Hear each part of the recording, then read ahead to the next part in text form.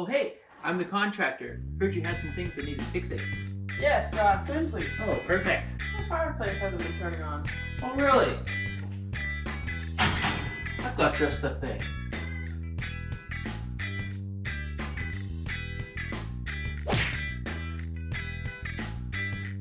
My tap hasn't been working. Oh. Good thing I brought my tools. My paint got chipped. Do you ever need to touch this up? Oh, absolutely I do. A little darkness never hurt nobody.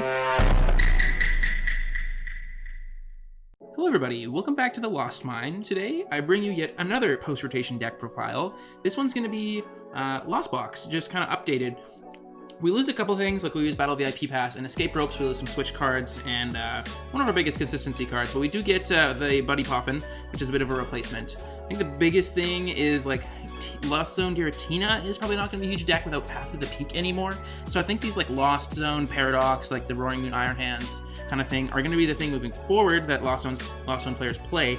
We also lose Kyogre, so that's not an option. That's something that was really strong in these Lost Zone decks before as a catch-up mechanism, but we don't have that anymore.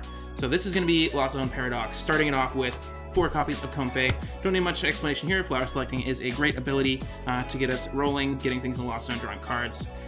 Our main attacker is pretty similar to pre-rotation. We've got Roaring Moon EX, Frenzied Gouging, being able to clear whatever's in the active spot, and then Calamity Storm doing up to 220 with the Stadium discard is going to be really efficient damage.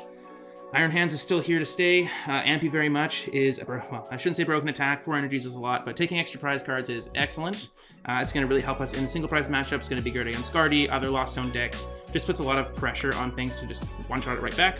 And then one of the new cards we're trying, going to have an English version of this up on the screen hopefully, but Iron Hands, just the non-EX version, 140 hit points, 30 for Lightning, Colorless, and then you flip for Paralysis, and then the big attack, 2 Lightning, and a Colorless, you do 80 plus 80 if the opponent's active as an EX or V. So this is really able to trade up into things like Pidgeot EX. It's going to 2-shot basically every EX Pokemon that isn't Charizard, or I guess Torterra now, that's new.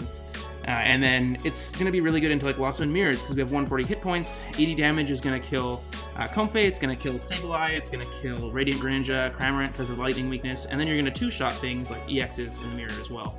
So just a really efficient 3 energy attack, a gate and a attachment away from just doing 160 flat to X and Vs.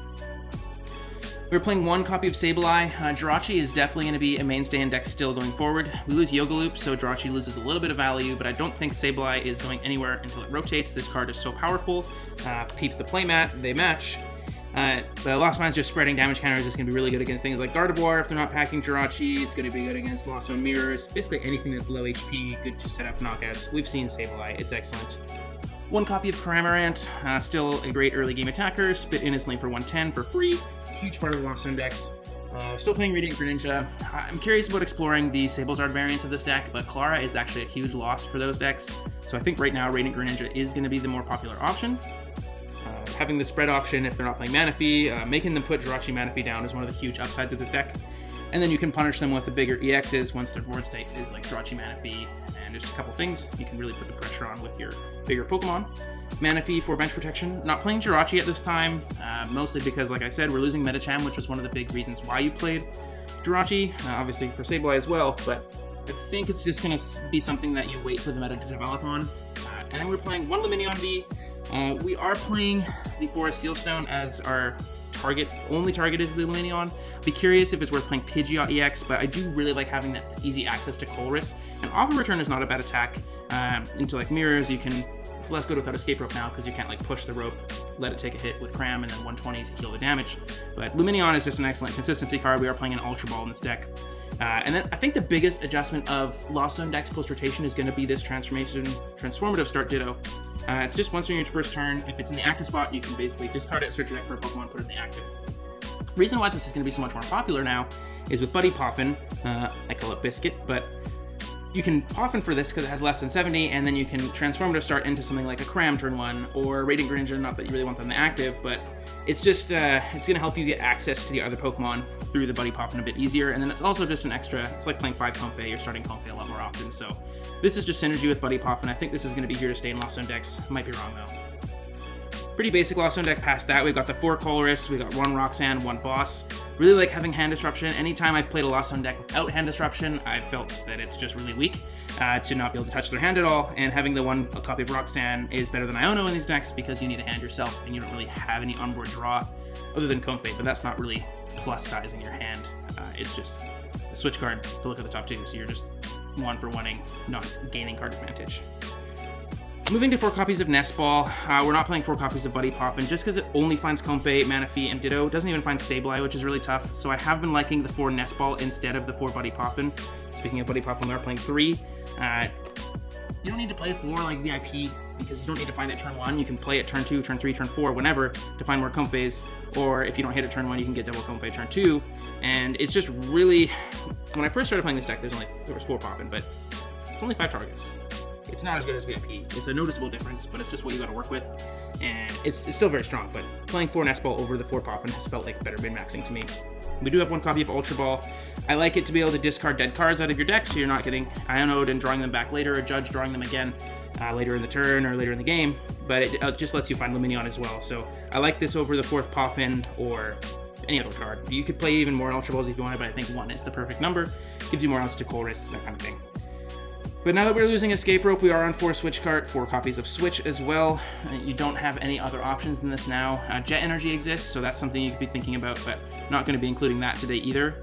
But you still want 8 Switch cards. I've seen people play 7, but I never want to play less than 8 in Lost Zone myself. For Mirage Gate, obviously going to be playing this. It's very strong. I don't need to say much else. It's the reason this deck works. 3 copies of Super Rod. I do like the extra recovery card. Kind of lets you be more liberal with like Lost Zoning it off of Flower Selecting. You don't have to worry about it as much when you have 3, because realistically you're only playing 2 a game, especially without Kyogre. Kyogre was the big reason you needed more. Kyogre's a huge loss. I really do be missing Kyogre with this deck, but nothing you can do. Playing 2 Lost Vacuum. We're going for a bit of the turbo approach. Vacuum lets you get to 7 a lot quicker, lets you get to 10. I guess technically it's possible to get to 10. You could do 4 Comfey, Colress, Vacuum, Vacuum. It's never really happening though, but turn 1 7 can happen for attacks like that. Also playing 1 Hisuian Heavy Ball. You see the only non-1-of Pokemon in the deck is 4 Comfey, so really helps you insulate against prize cards. If you didn't prize anything, you can just Lost Zone it off of Flower Selecting or Colress, so it's not a huge deal. But the Hisuian Heavy Ball has kind of been a mainstay in these Lost Zone box decks that aren't Giratina, and I don't really envision a reason why I should be cutting it. A spec here is going to be Prime Catcher. This card is excellent in these Lost Zone decks. Prime Catcher, if you haven't seen, is an A-spec. Switch one of your opponent's bench Pokemon to the active spot. If you do, switch your active Pokemon to one of your bench. So it is an item version of Guzma, which was in Burning Shadows, which was a Sun and Moon set, I think. Yep, Sun and Moon set. Just a boss and a switch. So obviously a lot of synergy with Comfey, and then you're also getting the free gust effect. So it's like you're playing 9 switch cards, but one of your switches is also a boss. So this card is insane. You're going to see a whole lot of it in standard. It's going to be in every deck that doesn't need a different A-spec, which you need quite the excuse to not play this in your deck. Like I said, we're playing 1 copy of Forest Sealstone. Only for Luminion. It is possible the Luminion should just be like a Pidgeot or something. I definitely still think you want Forest Seal because it synergizes so well with your Lost Vacuums. It may also be worth considering playing an extra stadium for your vacuums, because you're not relying on your opponent's things being hit off of them, or like you just need more targets. It might be correct to play 4 vacuum targets here. Playing 2 Beach Court. It is possible we should play Pokestop, but Pokestop was really there to dig to the bottom for Kyogre, so I don't think it's going to be the mainstay in this deck anymore. It's possibly you should be playing like a Town Store and a couple other tools, but right now I've been enjoying Beach Courts, especially without Rope. You could see these decks playing upwards of 8 switch cards sometimes, so it's nice to have these as extras, kind of pseudo switch cards. You don't have to attach retreat with them. So Beach Court's been really nice. You can retreat and then vacuum it away after you've retreated. So then for energies, we're playing 3 Lightnings, 3 Water, 3 Dark, and 2 Psychic. This might seem like a lot. It is possible it's too many, but you're playing so many different attackers that take 2 pips. Like Roaring Moon takes 2 Dark, Iron Hands takes 2 Lightning, Beatdown takes 2 Lightning or 4 Energy, and then you have Radiant Greninja, which takes 2 Water. So ideally you'd have 4 of 1 energy, like 4, I'm not sure what would be the 4 energy, probably 4 Lightning, but I've been feeling fine with 3 of each. You have the triple rods, so you can recycle them really well.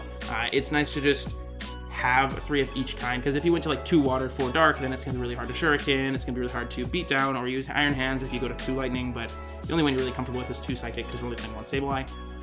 But yeah, I've been comfortable with energy count. Sometimes you have to play double gate instead of like attach gate, but Been really happy with this list so far. Curious if I keep enjoying the Iron Hands. I've been really experimenting with this card. I really enjoyed it in our initial set reviews we were doing. I have good words to say about this. Just a really efficient attacker. Haven't seen many other people talking about it though, so maybe it's just me being a little crazy. But I guess we'll have to see. So this has been Lost Box Paradox, if you want to call it that. That's been kind of the running name. This has been The Lost Mine. This is Landen here. Thank you so much for watching. Please like and subscribe. Leave a comment if you enjoyed. Take care.